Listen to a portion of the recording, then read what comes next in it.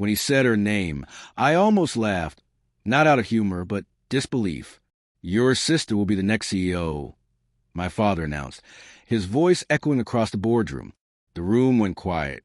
20 years of my dedication erased in one sentence. I looked from him to her. She wouldn't even meet my eyes. The same sister who once called me her mentor, who begged me to let her join the company. I'd trained her, trusted her, and now she stood there, smiling faintly as the directors clapped. My hands shook, not from rage, but from control. I told myself to breathe. My calmness fooled them. They thought I'd accepted it. But that was the moment I started her downfall. I had built the company from the ground up.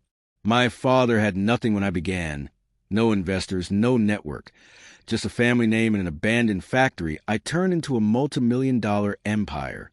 A $25 million valuation, 700 employees, clients across continents. I was the heartbeat of it all. My father used to call me his right hand, saying, "You'll carry us forward, son." That changed the day she graduated and began attending meetings uninvited. At first, I didn't care. She was young, eager, and I wanted her to learn. I even let her take credit for minor ideas, harmless ones. But soon, she started pushing me out. I stopped receiving key emails. Clients I brought in began calling her directly. She even hired her own PR team, painting herself as the face of the company. The night before the board meeting, I found her presentation hidden in my server. Every slide was mine, my data, my projection, my strategy, reworded to sound like her own. Attached were notes from my father. "Proud of this direction. You got real instincts." That was when I realized it wasn't just her. It was both of them. I didn't explode. Emotional people lose control.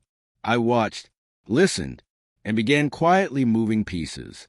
3 months before the announcement, I created a subsidiary. Legally separate, invisible to them, but connected through layered partnerships. Slowly, I transferred patents, contracts, and key engineers there. Bit by bit, I drained the company without them noticing. She believed she was taking over something whole. I let her think that. She launched campaigns, made grand announcements, hired executives she couldn't afford. My father praised her fresh leadership. They thought I'd grown tired. Burnout. They mistook silence for defeat. But silence is just the sound of planning. When the day came, I signed every document she placed before me. "Congratulations," I said, watching her take my chair. She thought it was hers now. It wasn't. 2 weeks later, everything started collapsing. Payrolls bounced. Vendor contracts failed. Software access locked her out. The system required credentials only I possessed. My father called me at 3 in the morning, voice trembling. "What's happening?" he asked. "You gave her the company." I said, "Ask her." She already knew. When she tried logging into her CEO portal, it redirected her to a single message. "You wanted to be me. You forgot who built the floor you're standing on." Within a week, her company was drowning. My hidden subsidiary acquired it for $1. Legally, perfectly clean. She signed the agreement herself, desperate to stop the freefall. When she came to see me afterward, she looked small. "You destroyed us," she whispered. "No," I told her. "You handed it to me." She stared, stunned. "You planned this." "Of course," I said. "Did you really think I built an empire without securing it?" My father hasn't spoken to me since. He still doesn't understand that loyalty isn't inherited. It's earned.